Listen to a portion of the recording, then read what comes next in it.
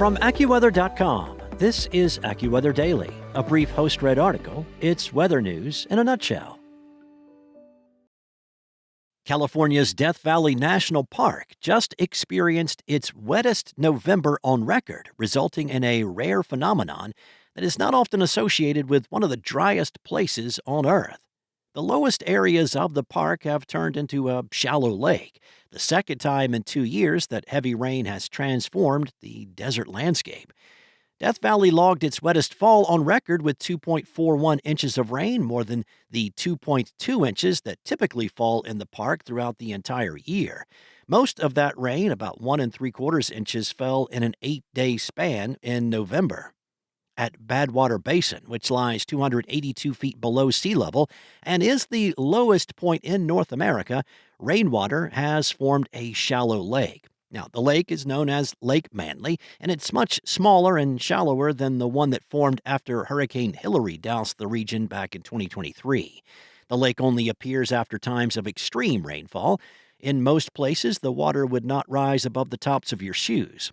Kayakers and paddleboarders were able to enjoy Death Valley in a way that few people had ever done back in early 2024.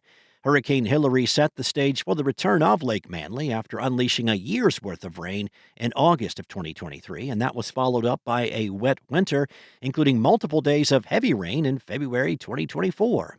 Although the lake is not nearly deep enough for kayakers currently, additional rain this winter could help Lake Manly expand. As of mid-December, the lake resembles more of a large puddle, better suited for photographers to capture unique reflections across the shimmering landscape. So, heavy rain in a place known for being very dry leads to another question. Could this be the setup for a spring wildflower show? The National Park Service said that while rainfall is a key ingredient for an above-average bloom, it is only one of several factors needed for a significant wildflower display. It is too early to predict whether conditions will lead to a spring superbloom like the one seen back in 2016.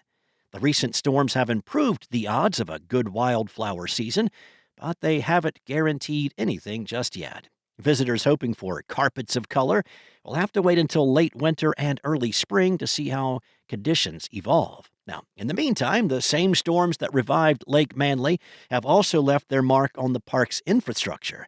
Flooding and debris have forced numerous road closures, and some paved roads remain impassable. Many of the park's best-known viewpoints and landmarks, including Zabriskie Point, Dante's View, Badwater Basin, and Mesquite Sand Dunes, are still open, but unpaved roads may be damaged or washed out.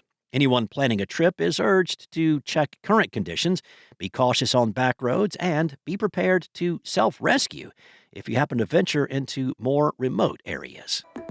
That's all for now. You can find regional forecasts and science-based articles at AccuWeather.com.